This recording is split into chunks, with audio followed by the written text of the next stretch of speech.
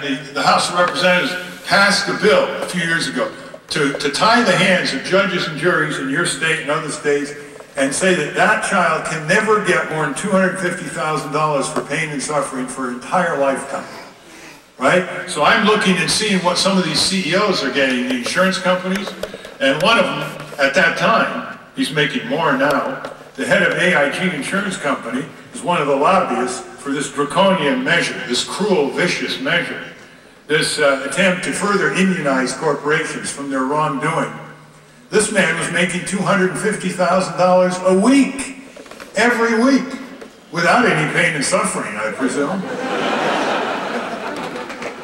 So, what we're seeing here is a huge divide between the mass of the people in a period of economic growth that's unparalleled in our history. You know, usually when you had economic growth years and years ago, it was called the tide that lifts all boats. I mean, even lower income people did a little better. Middle class people did a little better. Look at the figures now. A majority of the workers today are making less in inflation-adjusted wages than the workers were making in 1968, 1973, and even 1979.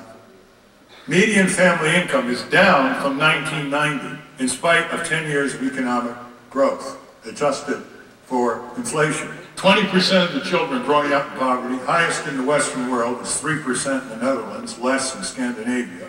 And what's our excuse here?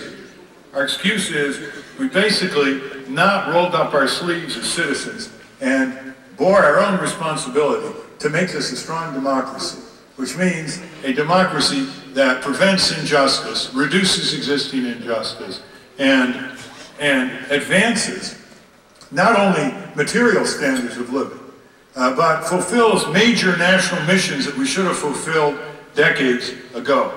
Just compare the U.S., our beloved country, with Western Europe. Rubble of World War II, 1950s, 1960s. Here's what they gave their people that we do not have today by law. By law, in those countries, universal health care. Everybody is covered. We're the only Western democracy that has no universal health care. There's 46 million people and children without any health care coverage at all, and many others inadequate, very under. Covered. Even the ones who are covered slip through the cracks, pre-existing conditions. If you shift from one job to another, deductions, co-payments, exclusions, all the fine print that make it a nightmare if you get sick in the USA, even if you have coverage. They also, in Western Europe, gave everyone working 1 week, 4 weeks paid vacation. In Sweden, it's 6 weeks paid vacation. Woo!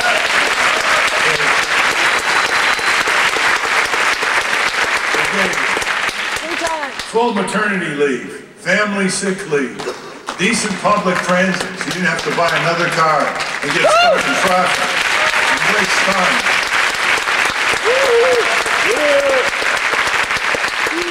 You know, the average life expectancy figures just came out. It's 76 years on the average in the United States, 76 years.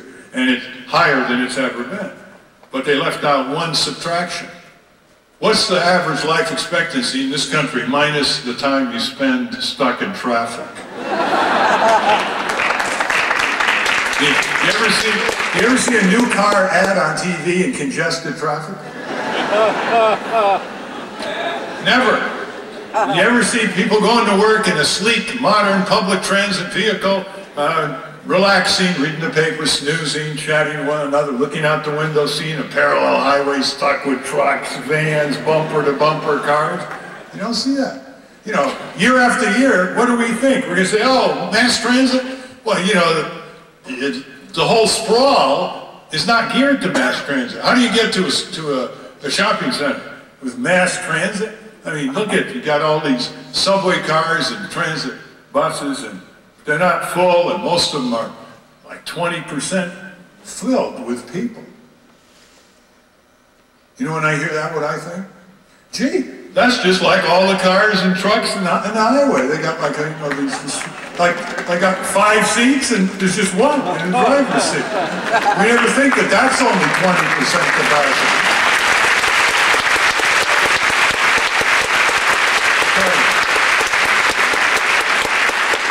people don't have the choice.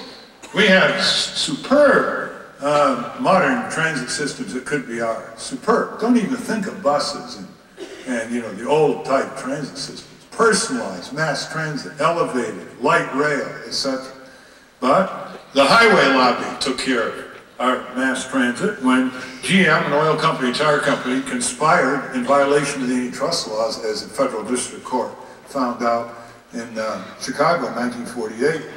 They bought trolley systems in 41 metropolitan areas to get rid of their competitor, which was the trolley industry. They bought the trolley systems, ripped up the tracks, and pushed for a highway policy through state legislatures and Congress. And they were caught by the Justice Department, convicted in federal district court in Chicago, and for obviously the economic crime of the century, which we're still suffering from in crowded bumper-to-bumper traffic with no alternatives, the judge fined GM $5,000. This is for a criminal violation and conviction, a criminal violation conviction. And when I first learned about this, I was at law school, and I came across a report where 2 Native Americans had stolen a horse in Colorado. They got 13 years in jail. So, there is a serious problem here in the administration of the criminal justice system, a double standard for corporations.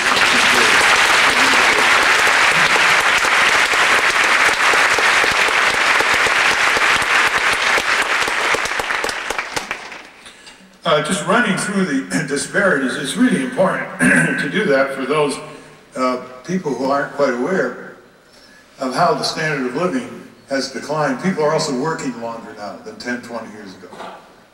According to the Department of Labor, they're working about 163 hours more a year. So they're working more for less in inflation-adjusted dollars. Now, there are more jobs, and that's the whole point. You saw the old cartoon where one guy's talking to 2 other people, and he said, "The President said the other day that our country's created 20 million jobs in the last 10 years. And the other guy said, "Yeah, I know, I got 3 of them." The same politicians that talk about family values make sure that year after year the minimum wage is not increased. Well, you know what the minimum wage would be today? The federal minimum wage was adjusted for inflation from the base year of 1968. It'd be $7.30 an hour. It's $5.15 an hour. We're going backwards. Backwards. 1 out of every 3 full-time workers in this country, about 47 million, do not make a living wage to support their family. So they make under 10 bucks an hour. A lot of them $6.50 in Walmart, 7 bucks, 8 bucks, $5.50. You got 10 million people making in the 5s, $5.50, $5.75. 70% of them are adults. And that's before deductions, and it's before the cost of going to work. You know, you don't roll out of bed anymore and walk down 2 blocks to your job. You have to have a used car, insurance policy, repair costs, etc. And how can people live on that? At the same time that the bosses are making, on the average, 450 times more in the big companies than the entry-level worker in their company. 450 times. In 1940, when the bosses were not known for their charitable traits, they were making 12 times. 12 to 450. All this is, these are symptoms of the weakening of our democracy and the increasing concentration of power and wealth. Even the owners of corporations don't have any power. The stockholders, they don't run that corporation. It's run by the executives and a rubber stamp board of directors. Even the pension funds who own big slices of stock, they have virtually no power. So corporate capitalism has literally shredded the power of owners of property individually through pension funds and collaboratively with other Americans. For instance, we own the public airways, you and I. Who controls the public airways? It's the broadcasters. We're the landlords, they're the tenants, they pay the Federal Communication Commission nothing for rent, for the license, and they decide who says what and who doesn't 24 hours a day. So here you are, you're watching the evening news, and we all grow up corporate to look at these things through corporate eyes, because what other messages do we get? You know, we're exposed to hundreds of thousands of ads since we were 2 years old. You don't have people coming on TV telling them the crummy stuff's in hot dogs, don't buy it.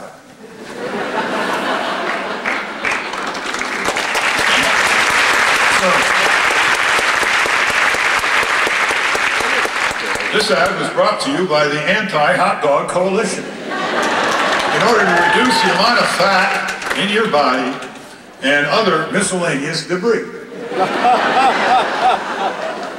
So, here you are. You're watching this TV evening news. It's the same in Cleveland, Columbus, Cincinnati, New York, Los Angeles. It's like it's a stamp. Same evening news. Same formula. You start out with the street crime, unless there's a hurricane or some major disaster. It's usually, if it bleeds, it leads. That's the phrase in the television studio. So they start out with the street crime, and then they maybe have a story from City Hall, you know, whatever the mayor gave away to Jacobs or some other stadium.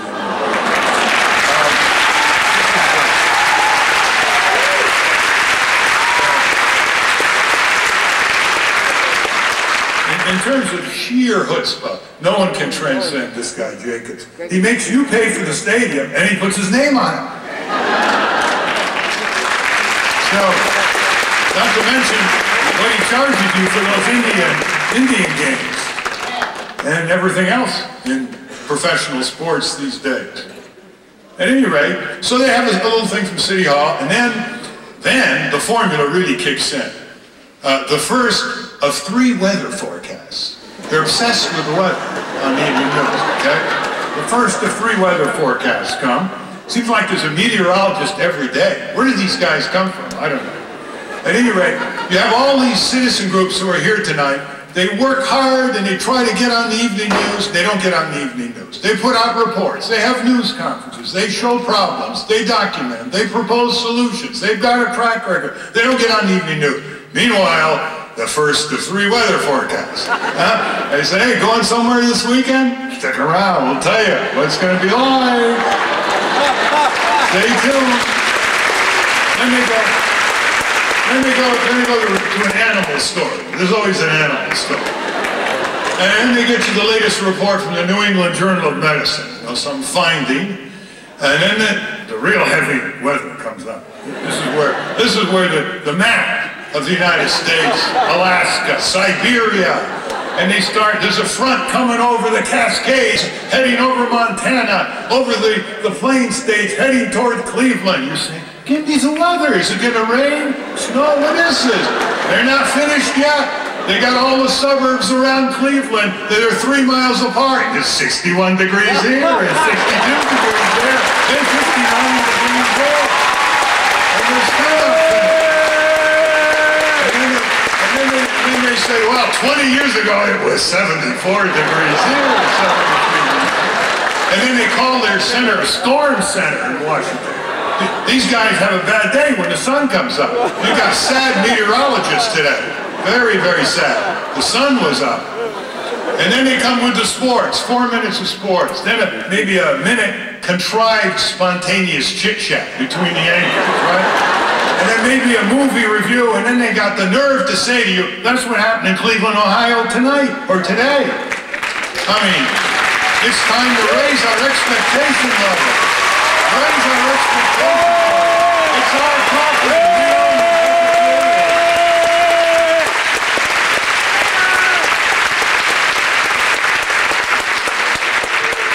We should have our own. We should have our own radio stations, our own TV stations. And you know how we can fund it? By charging these stations rent. They've had it free since 1927.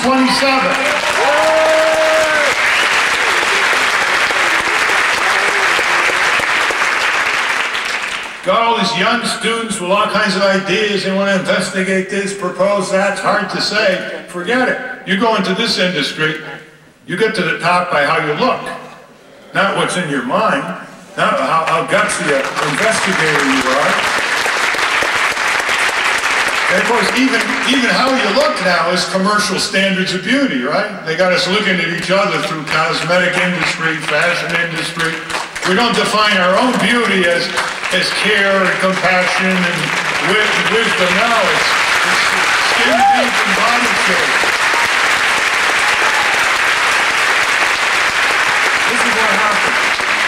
This is what happens when a society gives the commercial interest, the commercial instinct, the mercantile drive, the profit drive too much power. It tramples much more important value systems of peace, justice, health, safety, tolerance, respect for the environment, concern for future generations who are going to inherit this globe. That's what happens. Every major religion in the history of the world has warned its people, do not give the merchant mentality, the profit mentality, too much power. And we have basically surrendered. We've given it all. We've got schools cutting deals with Pepsi and Coke and letting them determine what other drinks are possible in the school.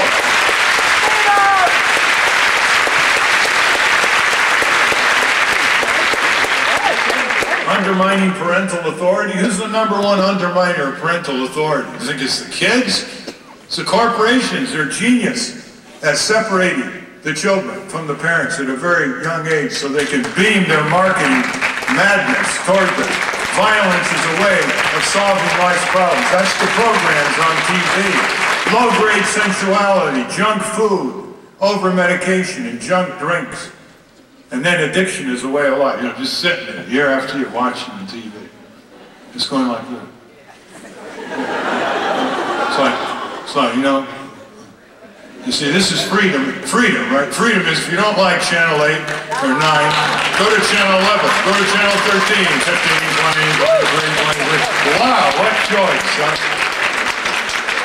It's the same drum beat, just different colors, different sounds, the same drum beat. Luckily, we have a few sensible programs once in a while on 60 Minutes or public TV or community radio. There aren't many community radios left.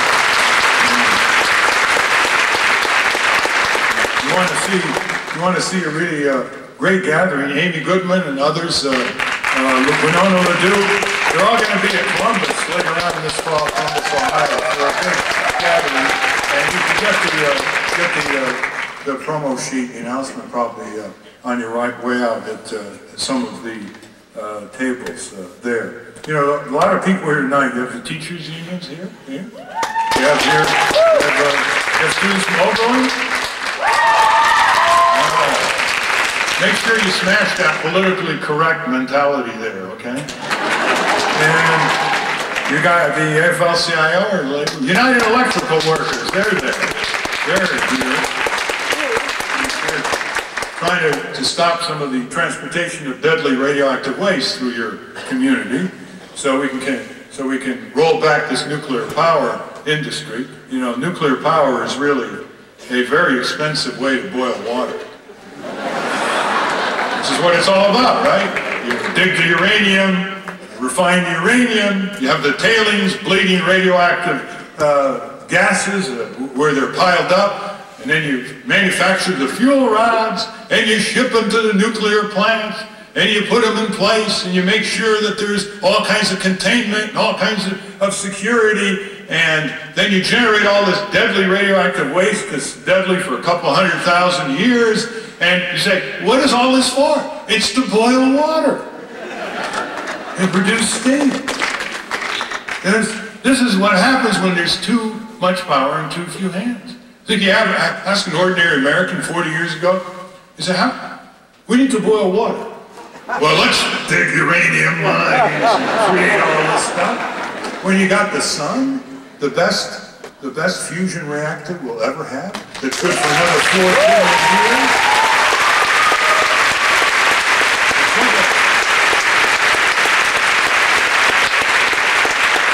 The trouble with the sun is Exxon doesn't own the sun. If Exxon owned the sun, we'd have solar energy like this. Suddenly it becomes very practical.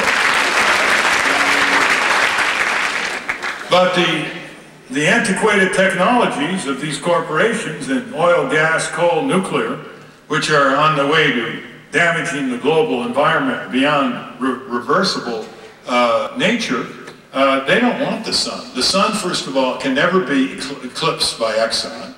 And you're not going to cartelize the sun. You can't embargo the sun. The sun reaches everybody, homeowners, small businesses, solar digesters in remote villages in India.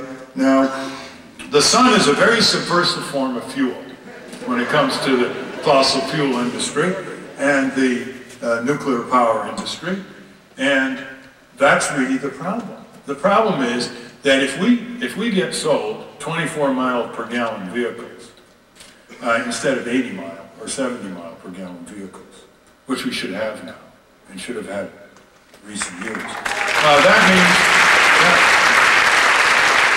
that means the oil companies sell us less gasoline. That's what it's all about. That means we go back to the gas station fewer times, not likely to pick up various accessories. In short, there's a conflict of interest between the sellers, these big giant sellers of our technology, and what we need. We want to save money. We want to breathe less because our motor vehicles are more efficient. The pollution comes from inefficient combustion, from other sources, but inefficient combustion is a big source. So there is this conflict. Now, if we don't have any power as buyers, as consumers, as motorists, then this is what we're going to get. We're going to get motor vehicles, not only in this country, but the same pattern in the third world is forming now in China and India. The same gas-guzzling, infernal, eternal, internal combustion engine that is going to overload the ecology of the planet. Just imagine now, imagine what happens if there's another billion motor vehicles in the next 35 years. Shoveling out all this stuff, you know, nitrogen oxides and carbon monoxide and hydrocarbons and all kinds of particulates. So we have to, again, go back to that key point of democracy. Democracy is the best instrument ever devised to solve human problems. And this idea of owning things that we don't control has got to become a major political issue in our country.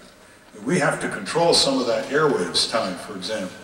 We have to control the disposition of the public lands. Now, 1/3 of America is owned by the people, public lands, but is controlled by the timber, mining, oil, gas, coal, molybdenum, gold interests. They're the ones who have the influence in Washington and are ripping us off like crazy. You realize there's a law that's now 129 years old. It's called the 1872 Mining Act. And under that act, any foreign or domestic corporation can go on our lands, the public lands, and if they discover hard rock minerals and document it to the Department of Interior, they can buy the land over that mine for $5 an acre. And so a Canadian company discovered $9 billion worth of gold by their own estimate in Nevada on federal land and documented it to the Department of Interior and got control and ownership of that gold for $30,000. How many of you just said, that's our gold? See, you've got to have a sense of proprietorship here.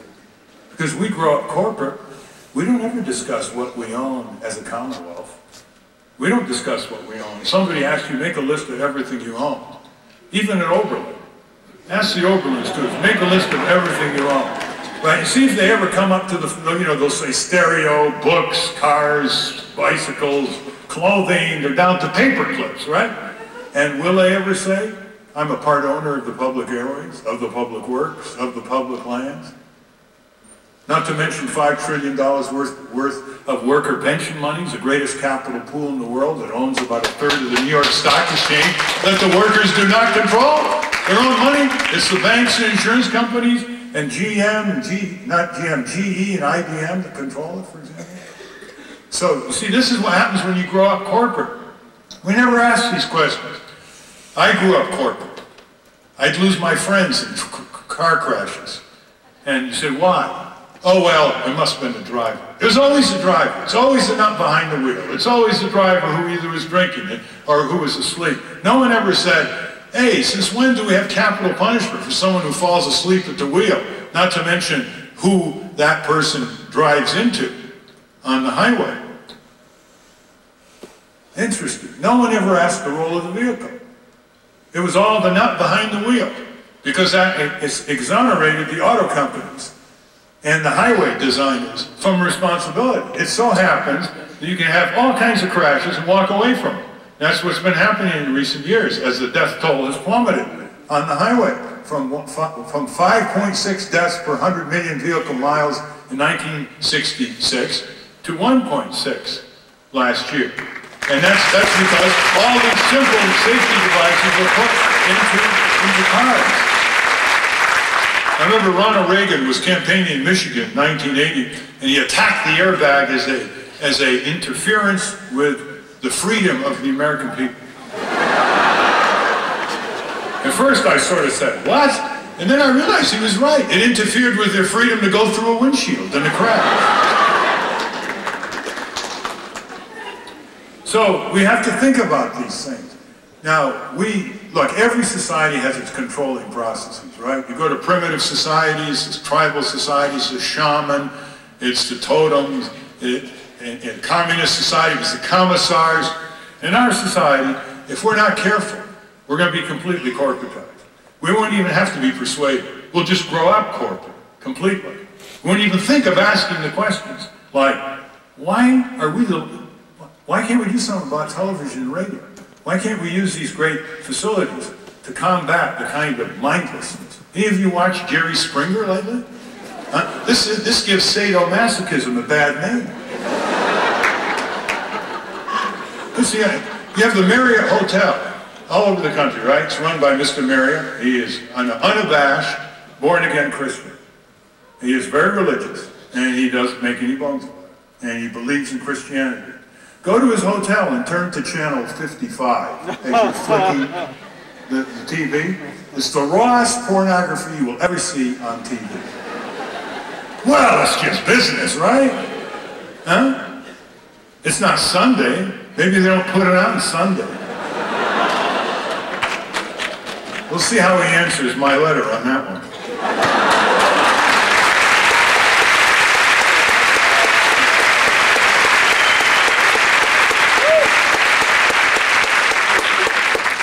Campus Greens here? All right. Unitarian Universal Church? Yeah. You know what their motto is? One world at a time.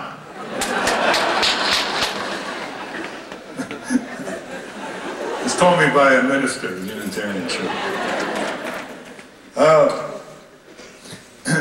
Now, we're, the kind of political system we have, it unfortunately turns people off cynically instead of skeptically. The difference is, a cynic says, pox on all your houses, I'm quitting. This is exactly what the rascals want you to do, right? A skeptic says, pox on all your houses, I'm coming back and changing things. That's the difference. And our political system is rigged to favor two parties against third parties, all the way from the huge hurdles just to get on the ballot in places like Illinois, Indiana, Oklahoma, North Carolina, Ohio, thousands and thousands of signatures. You can spend $200,000 trying to get on the North Carolina ballot, if you're lucky. All the way from that to the Commission on Presidential Debates. How many of you think that this Commission on Presidential Debates is, let me ask you two quick questions. How many of you think it's a government agency? How many of you think it's a private agency? How many of you think it's a government agency? Yeah, this is a very savvy audience. It's a private corporation created in 1988 by the Republican Democratic parties, co-chaired to this day by the former chairs of the Democratic and Republican Party. And its platform basically is to make sure that it takes orders from the Republican Democratic presidential nominees and excludes everybody it can possibly exclude from going on the debate. And that's the only way you can reach tens of millions of people in the USA in the presidential debate, even if you campaign in 50 states more than once. You don't reach more than 1% of the people that you reach on those debates. Now, if some country abroad had this kind of maneuver, we'd ridicule them. We'd say, what a sham. They call themselves a democracy. Look at this, look at that, right? It's very hard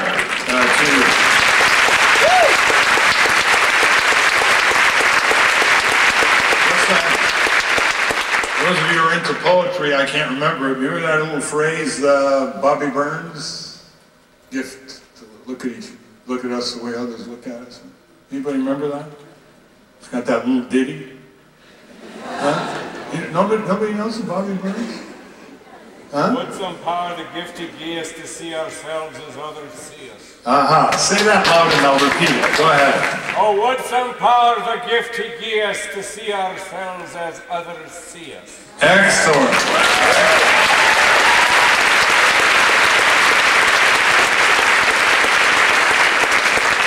and with the right accent. Let's take a short-term agenda for the USA. This one is an agenda filled with proposals that we should have instituted years ago. You know the old saying, don't postpone until next year, which should have been done in the 1940s. Okay? All right? Okay. Here's it. I'll do it very quickly, and it'll all be very familiar to you, most of it. One, this is first stage goals. First stage goals for a better America.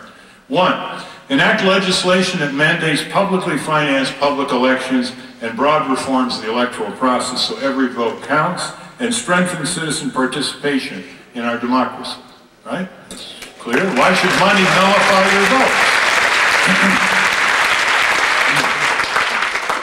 Two, enact living wage laws, strengthen worker health and safety laws, and repeal Taft-Hartley.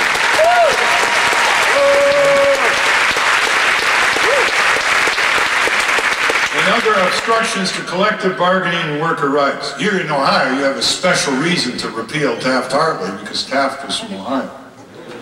Three, issue environmental protection standards to systematically reduce damaging environmental toxics and other forms of violence, and to promote sustainable technologies.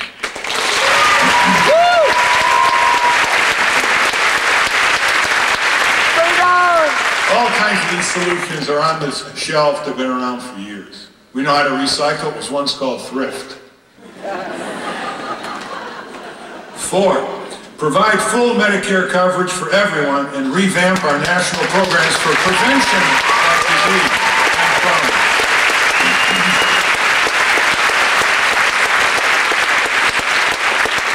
5, launch a national mission to abolish poverty, as other Western democracies have done, based on proposals made long ago by conservatives, liberals, and progressives. Do you know that Milton Friedman, the arch-conservative, had a proposal to abolish poverty? Part of it is reflected in Richard Nixon's minimum incomes plan, which he proposed to Congress, which was rejected by Congress in the 1970s, and never again considered by any succeeding president. Do you realize now why we look back on Richard Nixon with a measure of nostalgia? He was considered the arch-reactionary, but by virtue of the decline of our politics, the decline of our democracy. Here's what he did. With gusto and language that is memorable, he signed the EPA law, the OSHA law, the Product Safety Commission law. He put a proposal to Congress to emphasize rehabilitation of drug addicts instead of incarceration of drug addicts. He proposed full voting rights for the residents of the District of Columbia. He put a better universal health care plan before Congressman Clinton's hoped-up plan in 1993. And he had a preliminary program on the way to abolishing poverty. This is Richard and Nixon. This is how bad things are now. We look at him with this nostalgia. He's the standard.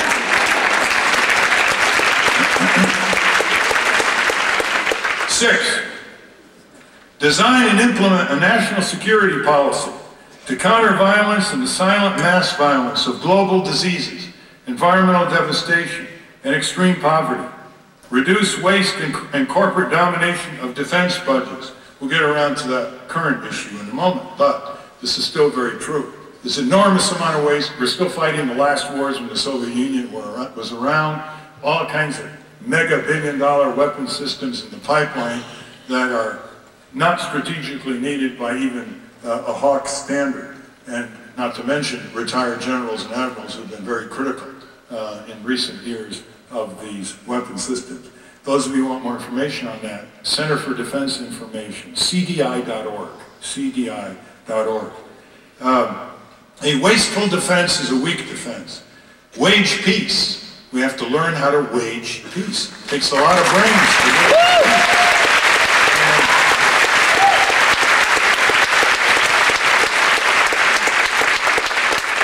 And advance relentlessly nonviolence by educating, foreseeing, and forestalling global perils. That's what democracies do over dictatorships. It's nothing new. We just got to accelerate it.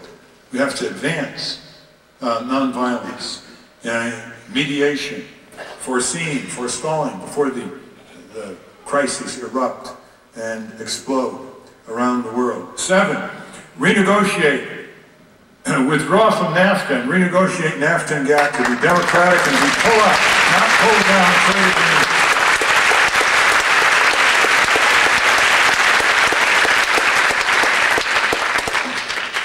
To be pull up, not pull down trade agreements that subordinate labor, consumer, and environmental standards to trade matters. This is really quite important because right now a report has come out from one of our groups showing that foreign corporations have latched on to Chapter 11 in NAFTA, which of course the members of Congress never read.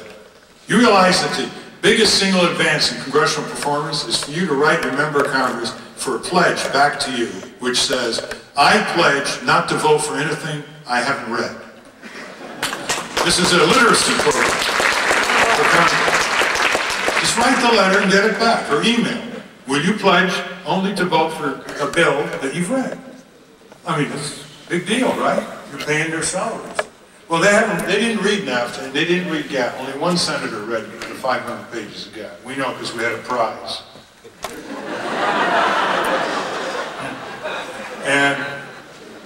And Chapter 11 says, listen to this, if a foreign corporation loses a judicial decision in this country, they are now going to NAFTA to get it overturned before some secret tribunal, or we pay tribute and fines to the country where that corporation is domiciled.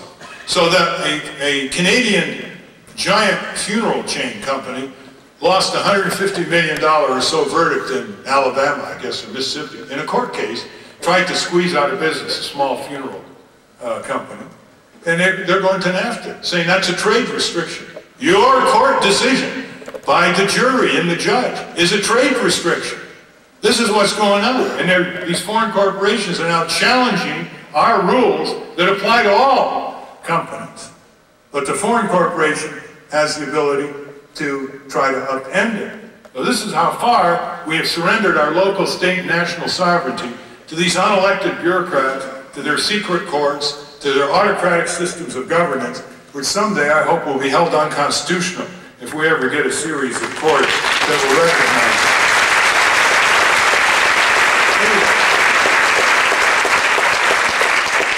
Like, you can't buy a product here in Cleveland made from child labor in the U.S. because it's illegal.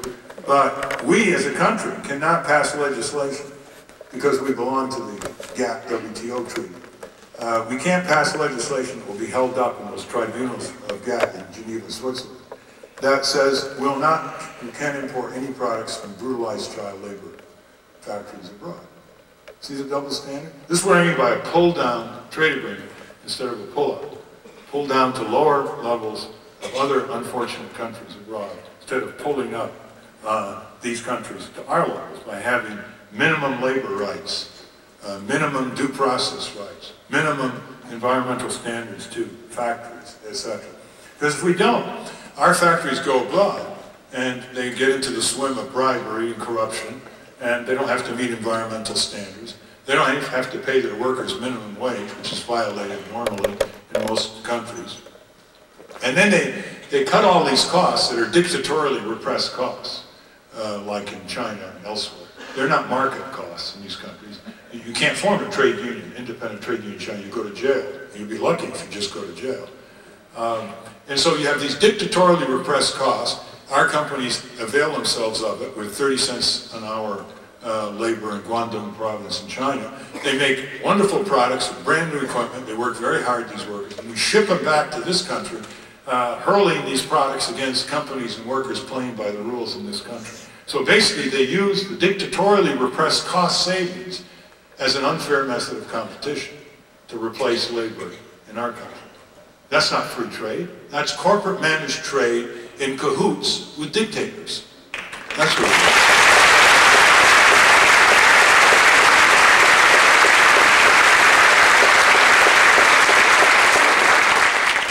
8, end criminal justice system discrimination, reject the failed war on drugs, and replace corporate prisons with superior alternatives.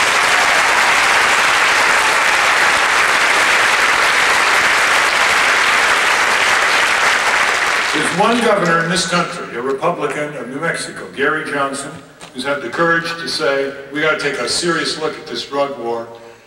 We don't send nicotine addicts and alcoholics to jail. Why do we send drug addicts to jail? It's a health problem, and that, at that end,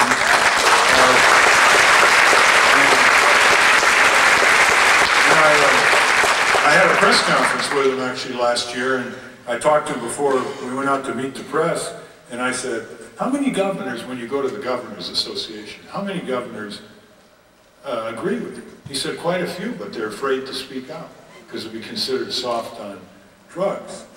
Well, he's a Republican. He speaks out. Some of these governors are term limited. What are they afraid of? There's no guts anymore. There's no intestinal fortitude. It's almost like there's something in the water that these politicians drink. 9. They say, you know, Gary, you're right, you know, we can't say it in Pennsylvania or Ohio or whatever. 9, defend and strengthen the civil justice system so wrongdoers can be brought to justice, whether they're manufacturers of dangerous products or defective cars or pharmaceuticals, etc. Apply criminal laws against corporate crime. Corporate crime is an epidemic globally.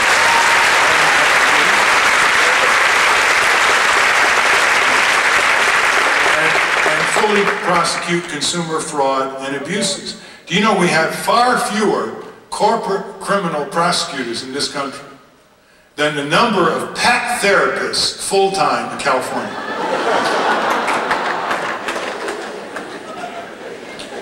Expand consumer, worker, and children's health and safety and economic rights. Now,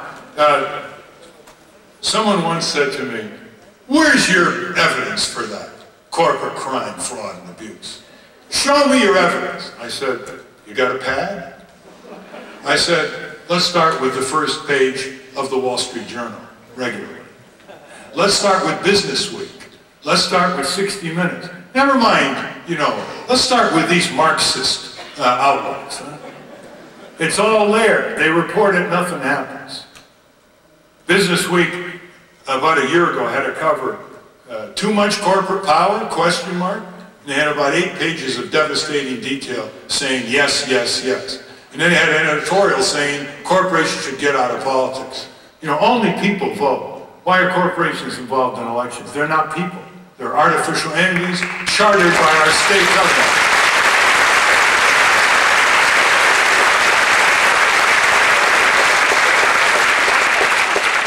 They wouldn't exist without getting charters from the state governments, and in the 19th century, attorney generals would pull the charter. They suspend the charter if a company was criminally operating or negligent or defrauding people. They don't do that anymore. These charters are the constitution of the corporation that we give them through our state governments. They are excellent instruments of accountability if they are used. They can be conditioned, suspended, revoked. Corporations can be thrown into trusteeships. It's interesting. In our country, the only people who can throw a corporation into trusteeship in the private sector are creditors. But companies that poison whole environments, resulting in death and disease and property damage, they can't be thrown into environmental bankruptcy. A trade union, if it's crooked, can be thrown into a trusteeship. No matter how bad a corporation is, it's never thrown into a trusteeship. General Electric has been known as a criminal recidivist and constantly engaging in criminal violations of laws like price fixing, like pollution violations. No one ever says, let's throw General Electric into trusteeship, turn off the light bulb, have new directors and new trustees to put it on a law-abiding path. Number 10.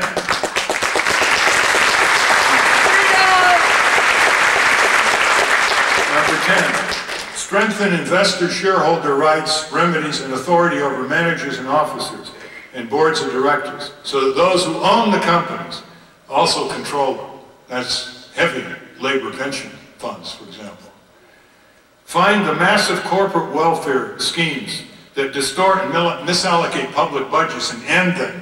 We don't need to have Ohio taxpayers pay money for football and baseball stadiums while schools and clinics crumble in this city for lack of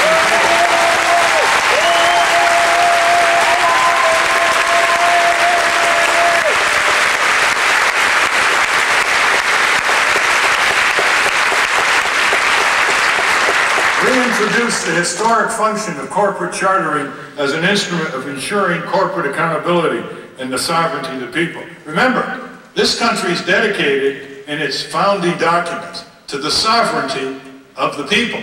The preamble to the U.S. Constitution does not start out, we the corporations. It starts out, we the people. And this is the conflict. The sovereignty of the people or the sovereignty of corporations over the people. The sovereignty of corporations who now overwhelmingly control our state and national governments. Our national defense policy is driven by the defense industry more than any other factor. Our banking and Federal Reserve policies are driven by the banking interests. And one department or agency after another, the overwhelming external power is the industry that's supposed to be regulated by these companies. Like the food and drug industry, they're the biggest single power over the Food and Drug Administration. The big mining and timber interests, Department of Agriculture, Department of Interior. The biotech industry, Department of Agriculture. And so it goes. And we've got to do something about it. Because if we don't, we're going to lose the lesson of history.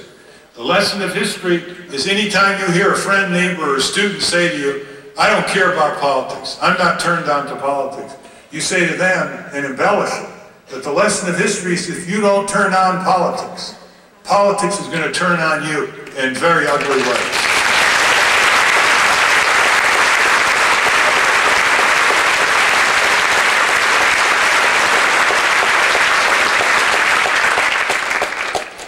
So these rallies are designed to connect people, connect groups. So these 10 goals, which are pretty widely supported, by the way, this is not a figment of imagination. If you poll these goals, every single one of them would have a majoritarian poll behind it. Every single, you don't think the majority of people want universal health care? They've wanted it for years. Truman proposed it in 1950 to Congress, and the American Medical Association blocked it. So we're talking about a 10-point agenda for a better America, the first round, that basically has the majority of public opinion behind it, including not only the goal, but the means to the goal. People want law and order for corporate crime, fraud, and abuse. They're paying through the nose for so many things. They're getting overbilled. They're getting charged for breathing when they go into a bank. They're getting ripped off in the healthcare industry. Their government's getting ripped off. Medicare's getting ripped off. Billions and billions of dollars a year by the healthcare industry. All, overbilling, shadow, phantom billing, etc. They catch them once in a while. But only once in a while. People don't want to breathe clean air or water. I've never met a conservative who doesn't want to breathe clean air and water. Do you know how to turn a conservative into liberal? Bring them down to Main Street, USA. Make it concrete.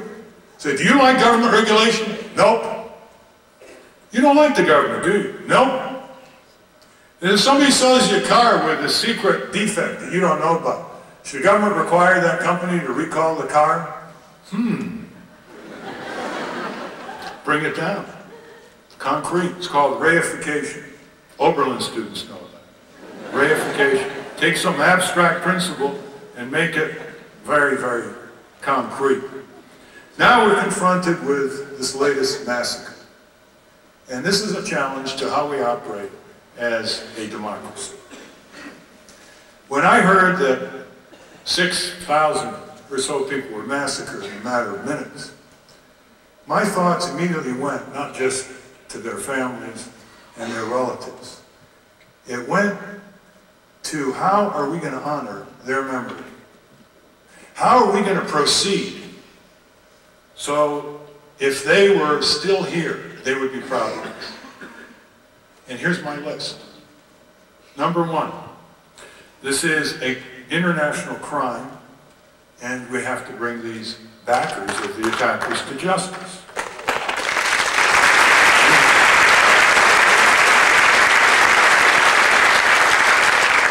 We have to do it in the only way that will not make it worse for other people abroad who are innocent and for Americans who are innocent on a boomerang. And that is, we have to proceed with all the lawful mechanisms of apprehending.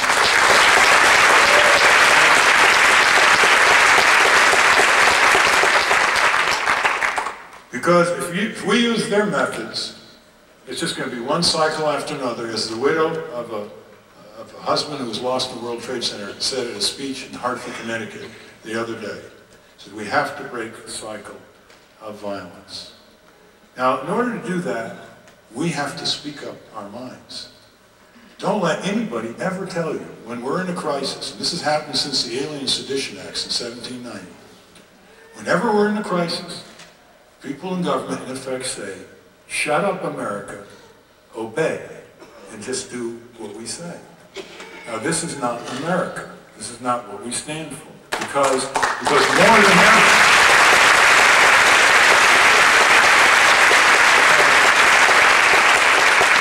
more than ever, before, when we're in a crisis, it's more than ever necessary to speak our minds, to say whoa, to say go, to say stop, to say look, to say listen. Otherwise, here's what happens. If we ever let anybody in Washington ever take that flag from our hands, this is what happens. Congress will get stampeded. We lose that branch of government as a checkpoint. The big corporations see this crisis as one big government bazaar, as they spend more money and more money. They're swarming over Washington, taking advantage of this tragedy, getting bailouts, subsidies. They want more tax breaks. They want less law enforcement. And they're all using September 11th as the excuse. There's an article in the Washington Post the other day saying terrorist attacks can't be blamed for everything. And it lists all the corporations making excuses and demanding more of our tax dollars and less accountability for them. Shame on them. That's why you can never consider a corporation.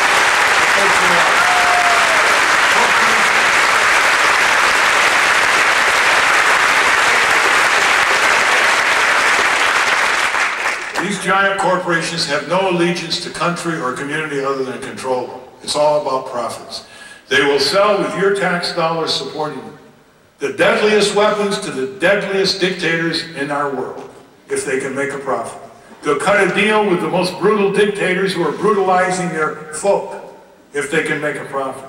When you call them on it, they say, look, we're in business, we're amoral.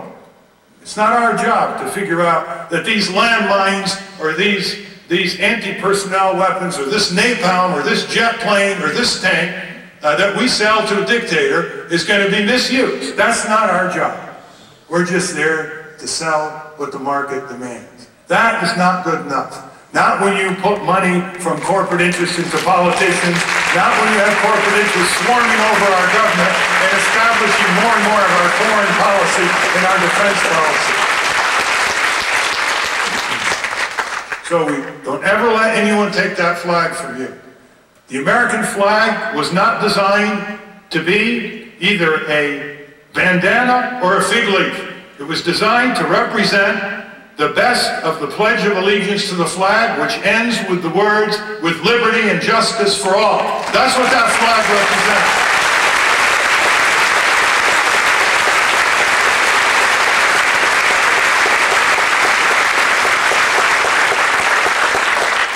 The other day, the president, I think at the University of Michigan, in his call for freedom of speech and not giving up any of our civil liberties and constitutional freedoms just because Congress and the White House are stampeding our legislation through.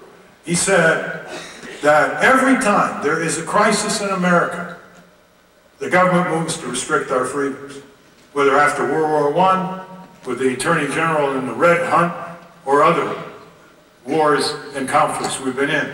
We've got to be very careful here that we don't end up with a lot of security and no freedom. Because if you have a lot of security and no freedom, what's the security worth other than being in a prison of our own making? And when that proposal went through Congress a few days ago, responding to Attorney General Ashcroft, to give the executive branch, the White House, almost blanket authority with no guidelines, limitations, and criteria to pursue these terrorists in language that can be used in a lot of other ways in future years, long after these terrorists have been defeated. When that bill went through, not one senator voted against it. In the House, only one person voted against it. Representative Barbara Lee from California.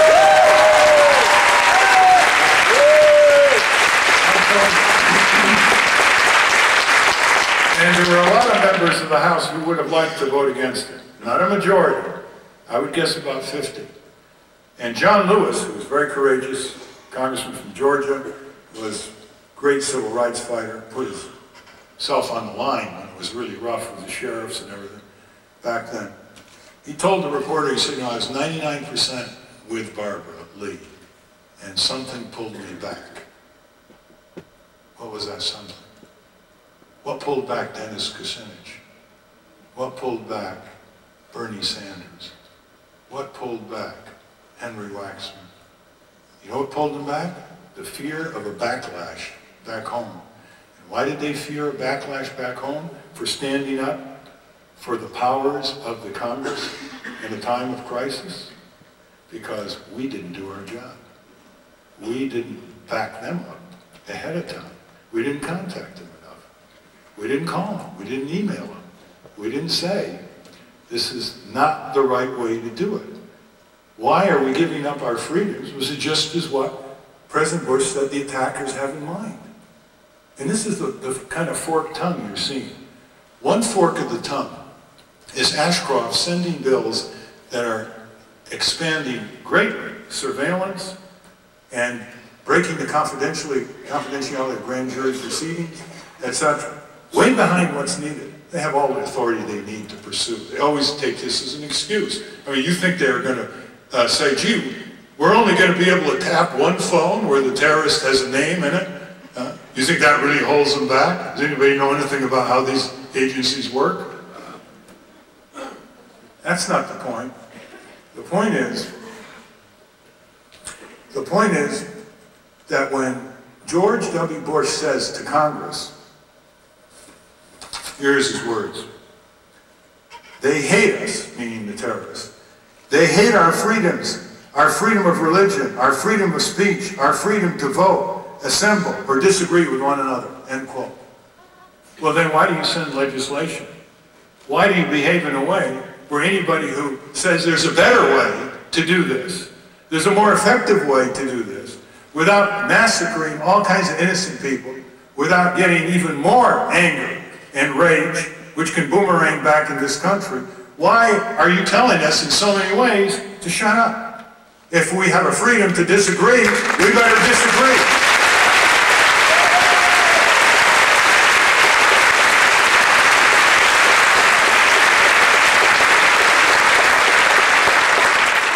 60 Minutes, Mike Wallace, about 2 weeks ago, some of you may have seen it, the former CIA chief in charge of Middle East operations was on the program. His name was Frank Anderson, retired. Now, you don't get that position by being a patsy, right? Okay. He was asked a question by Mike Wallace. How many of our civil liberties are we going to have to give up to get this job done, or whatever he said? And the CIA, former CIA, Frank Anderson said, absolutely none. He said, if we have to give up any of our constitutional freedoms in order to get this job done, I, meaning the ex-CIA Frank Anderson, don't want to live in this country or serve my son up to it, end quote. Let's hold these people to these statements.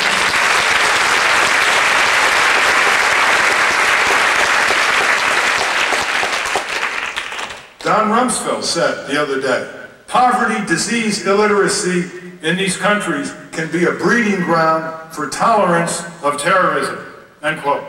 No kidding. What's important is that he said it. He said it. And let's hold him to it. Because by holding him to it, we will recognize not just the need to be tough on international crime, but to be tough on the causes of international crime.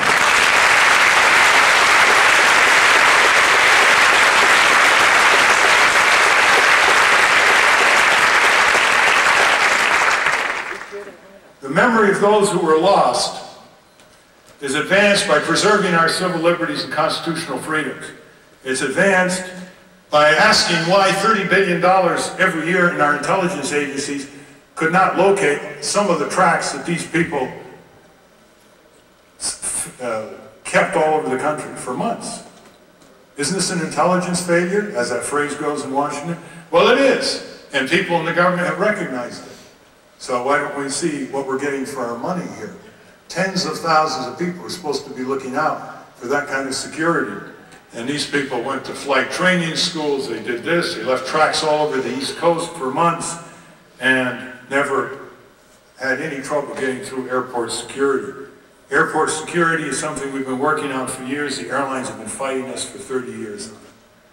Right down to locking the cockpit door, right down to the kind of privatization of the metal detector people, paying them $6.50 an hour. You know what the turnover rate last year was among those people who screen you at Dulles Airport? 106%. That's it. You can't make a living on it. All right? Now, this is where history comes in. Here you hear these guys on Sunday morning TV, right? Boy, they are tough, these guys on TV, these news, but Britt Hume, all these guys are really tough. I just ran through all these guys and I said, you know, who are the people in the press and in Washington who are a little bit more sensible here? And who are the people who want to blow up Afghanistan? And you know what? More than that, the people who want to blow up Afghanistan have never worn a military uniform. And more than that, the people who are saying, hey, let's look and see what the objectives are, what the meetings, have worn a military uniform, because they've seen the war. They've seen what it does. They've seen the results of it. They've seen the horrific consequences of the use of boundless violence. And so, as Michael Moore said in his email the other day, he said maybe we should get Rush Limbaugh and all these guys, maybe we should have them go over and help out at the Khyber Pass.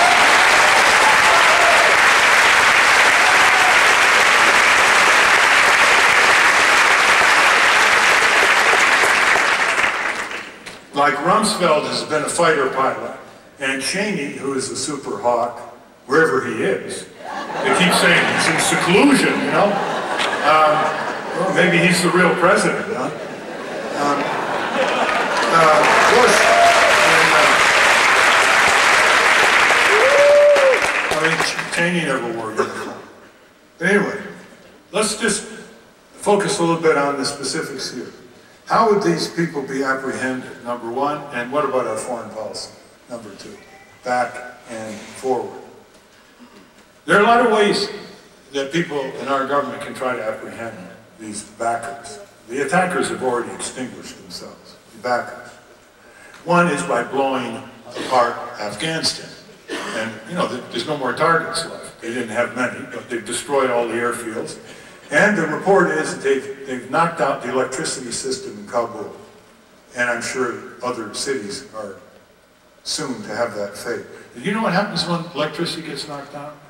Ask the people who are dying in Iraq. Ask the kids. What happens is you knock out the electricity for the drinking water purification system. And then the drinking water is contaminated, and then you get cholera and typhoid and dysentery and all kinds of intestinal deadly diseases. And who dies most quickly when that happens? Little infants and children. And that's why the American Physicians Task Force that goes to Iraq regularly for 10 years estimates 5,000 Iraqi children every month, dying because of the economic sanctions. You cannot export a child heart catheter to Iraq. It's on the prohibited list because it might be used for a military purpose. That's an example, just one of many. And because we knocked out their drinking water systems. The Progressive magazine this month has the documentation that's been released from 1991, the government records in that. In 1 month, 5,000 Iraqi children. You might have seen Leslie Stahl's 60-minute program 4 years ago, 5 years ago, when she went to the hospitals. She documented a lot of this. Then she interviewed Madeleine Albright, who was Secretary of State, and she showed her the film and everything. And she then asked Secretary Albright, do you think it's worth it, these economic? We're not talking military sanctions, economic sanctions. And Madeleine Albright said, taken as a whole, it is worth the price. but who paid it and who's paying it? So when you hear knocking out electricity, it isn't just the radio and TV stations that are knocked out. It's a lot of innocent children, a lot of innocent people who just want to raise their families and live in peace and happen to be caught in that part of the world, a crossroads where the British invaded, where tribes invade, where the Soviet Union invade, and after reducing that country to rubble, we are now making the rubble bounce.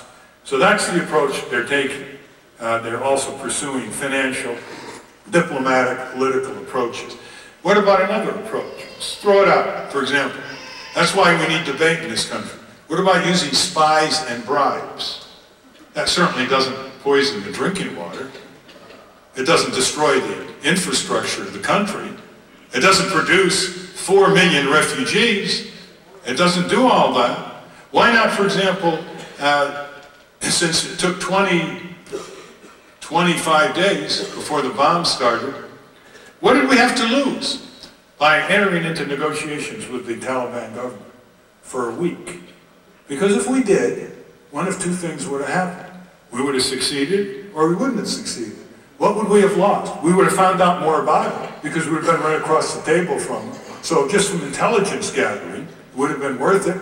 And we would have said to the world, look, we tried negotiations and it didn't work because we were going to take 25 days anyway before the bomb started. But no, it was no negotiation, period. The Wall Street Journal had an article about 5 days after the massacre saying evidence is very thin, linking. Well, now they say they have the evidence. Well, how come they're giving this evidence to very unfriendly dictatorial regimes that happen to side with us on this, and they're not giving it to the American people?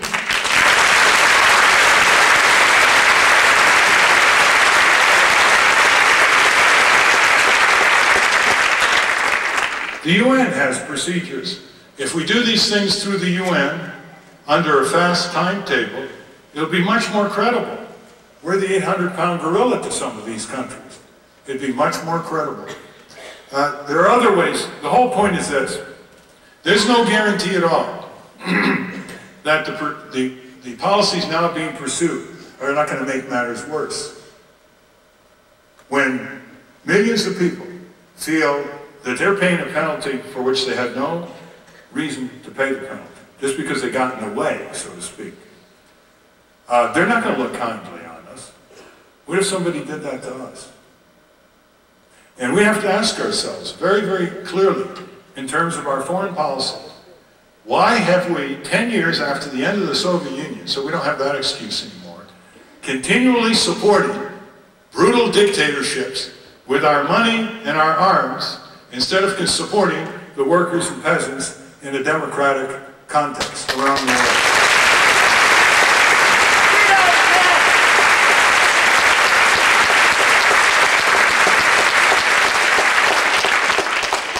Now, how do people operate properly under pressure? Look at our history. When we caught the mass murderers and Nazis right after, as World War II ended, we could have immediately had them shot. We didn't do that. Goring, Goebbels, all those.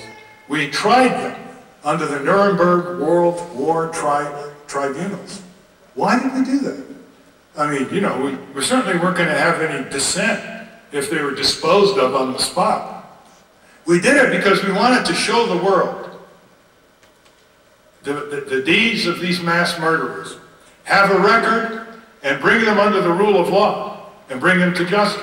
And they were convicted, most of them were executed eventually. This idea that it's something soft on our side, if after apprehending, we bring them to justice under an international court or under our courts where the crime was committed, is absurd. It is not a sign of weakness. It is a sign that we say to the world that the rule of law is encompassing. It is relentless. And bringing people to justice in open tribunals is the way we want the rest of the world to behave, not to bomb a country into the Stone Age.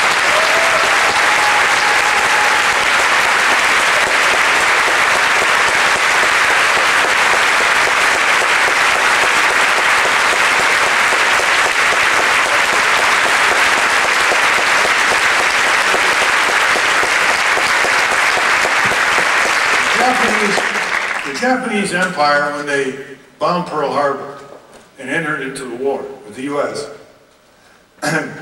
killed millions of people. Manchuria, China, Philippines, horrible carnage. They killed about 150,000 of our troops. Keep that in mind. And when we started defeating them, Guadalcanal, Okinawa, into Japan, and we took control of that country under General Douglas MacArthur, we had a choice. We could have brutalized them, turned them into a colony, and reaped the consequences of 90 million angry, fanatical Japanese trying to get back at us. Or we could have occupied the country for a few years and put them on their feet with more democratic institutions and economically. When General Douglas MacArthur was trying to figure out how he was going to run the occupation, because he was the boss of Japan, he asked Ruth Benedict, who was an anthropologist specializing in Japanese culture, and wrote the book, The Chrysanthemum and the Sword, on Japanese culture in the 30s and early 40s. He asked her advice, and she was known for a brevity of advice. And she said, "General, whatever you do in this country, do not humiliate them." And he took her advice, and he didn't humiliate them. Now look at what we did to the Germans after World War I, when we defeated the Kaiser. Bloody war, 20 million dead.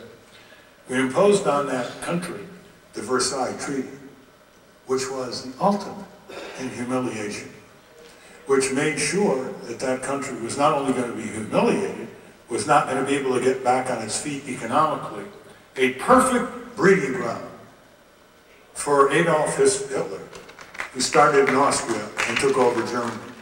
See what happened? Now, let's take General Charles de Gaulle. Nobody can accuse him of being a weakling. When he became president, he fought the Nazis.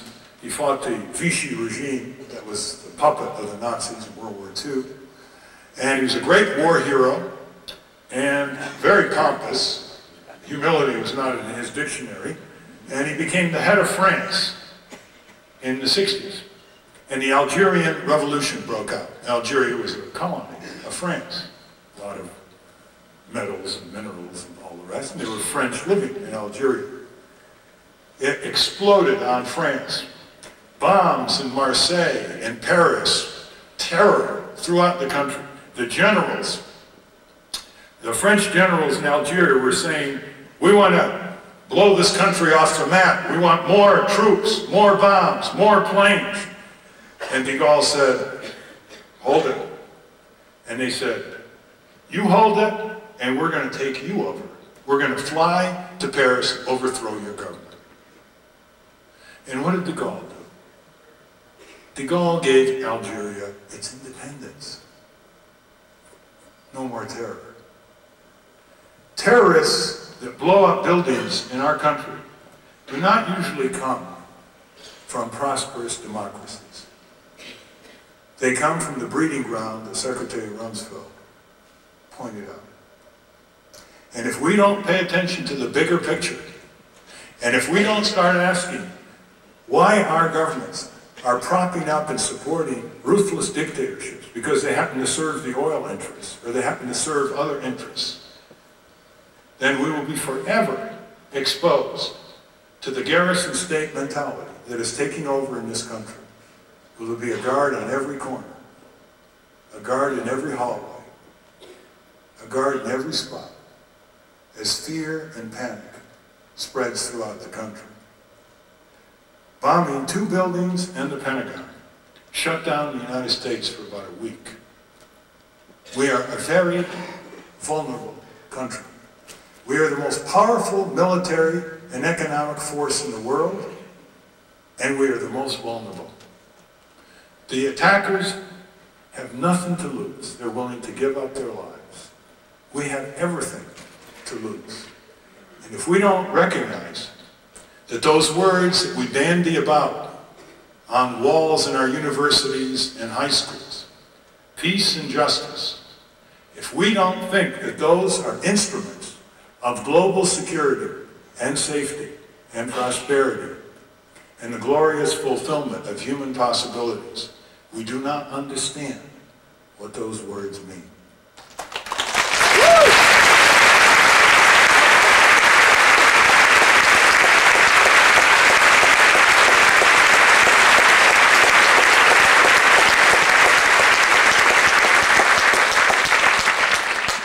Certainly, we have to stop supporting groups that turn against us and use our training and our weapons against us. And we've done too much of that in the world. We also have to apply Bobby Burns' little pearl of wisdom. Say it again, would you? Oh, what a power the gift he gives to see ourselves as others.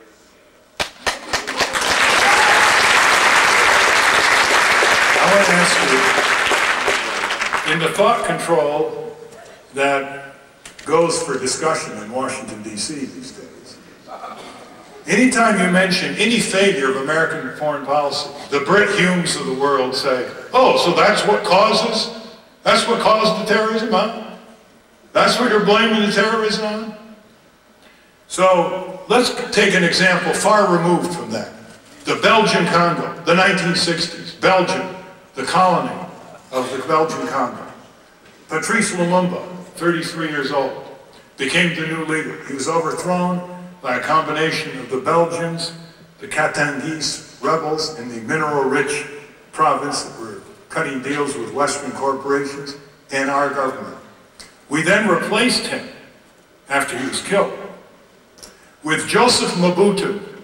And for over 30 years, this brutal dictator cost the lives of millions of his people, retarded everything that could have been progress, stashed away $5 billion in a fortune in Swiss bank accounts, and he did it with our arms and our congressional appropriations. Now I ask you, if you lived in the Congo, if you lived in what is now Zaire, how would you look at the United States government? Would you be upset a bit?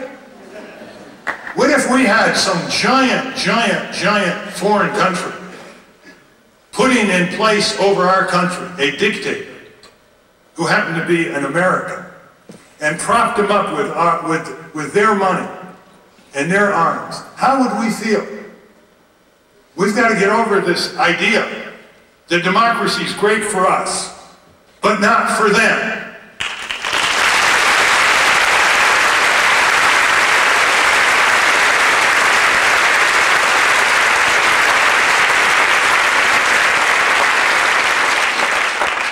We need more gatherings all over the country. There are all kinds of tax-funded arenas that are empty too often throughout the year. And citizen groups need to have more gatherings. And one of the reasons why Michael Green and others appealed for you to give more contributions is to take it to another city. We are here today because another city gathered earlier. And take it from one city to another. Have the Cleveland gathering help facilitate it in Boston. Or have the Boston gathering help facilitate it in Atlanta. And take it across the country. Really, the only place where democracy comes before work is in the dictionary. We have to roll up our sleeves. We have to remember what Cicero, so many years ago, defined as freedom. He defined it not freedom from, although that's important, freedom from arbitrary authority and despotism. He defined it as freedom to participate in power. Over 2,000 years ago. Just think, he thought that up without any electricity, fax machine, Xerox machine. Isn't that amazing? Freedom is participation in power. And then along came Senator Daniel Webster. And he defined justice as the great work of human beings on earth. And 2,800 years ago in China, or thereabouts, a little thought sprouted. And the thought was, quote, to know and not to act is not to know. Just think of that. How much do we know, but we don't act on it? Do we really know it? To what extent do we have an adequate estimate of our own significance as citizens? How high is our civic self-respect when we just stay silent and roll over and accept the phrase, "Shut up, the rulers know best"? They've made too many mistakes to earn that description. Too many mistakes. And too many people from Appalachia and the Ozarks and South Central LA had to go overseas and die for those mistakes.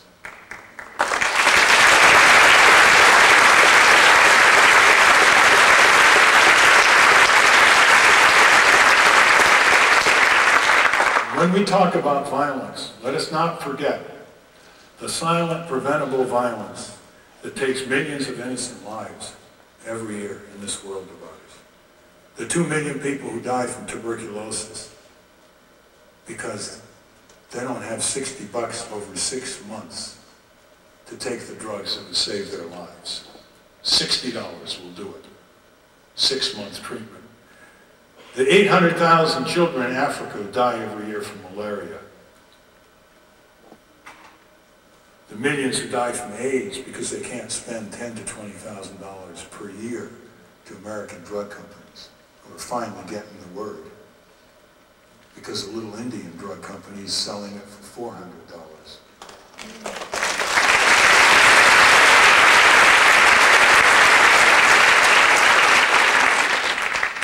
And look at our country, the preventable violence. 65,000 people every year die from air pollution. Preventable. 80,000 die from the crassest form of medical malpractice and incompetence in the hospitals alone. Preventable. Figure comes from the Harvard School of Public Health study. We have 100,000 people who die from pharmaceutical side effects that are either overprescribed or misprescribed every year. We have thousands and thousands of people who die from dangerously constructed products, flammable fabrics. We have 58,000 workers every year who die from workplace toxics and injuries. That's 1,200 workers a week. They die silently, one by one in bed, unless they're buried by a construction site collapse or a coal mine collapse. Let us not forget about the kind of violence that is institutional, that we don't pay enough attention to, that is very preventable. We've prevented over 1 million lives just in this country alone, have been saved by getting the auto industry regulated with the simplest safety devices. It can be done. It can be done in one area after another. Infant care, eliminating hunger, homelessness, adequate health insurance saves lives. That's been demonstrated again and again. Let's not let anyone monopolize their definition of violence and define it so it exempts the kind of violence that they are accountable for or they are producing.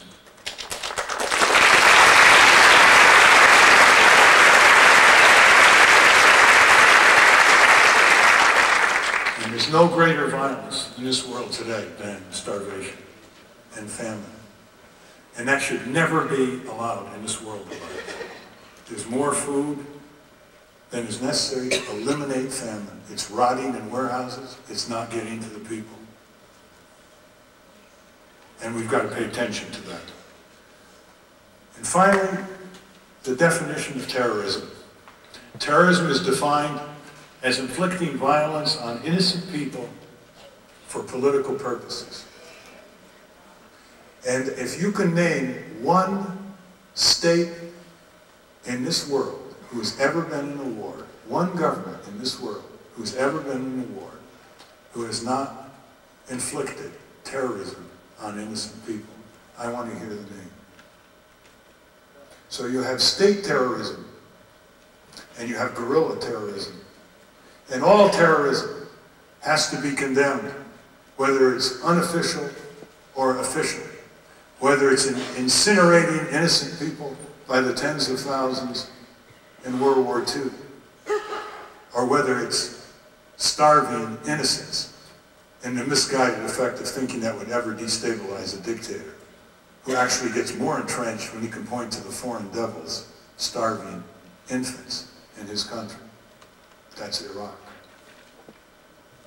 So let's clear the air here, speak our minds, because governments that restrict inputs into their decision-making are governments that have a much higher probability of making serious short-term or long-term mistakes.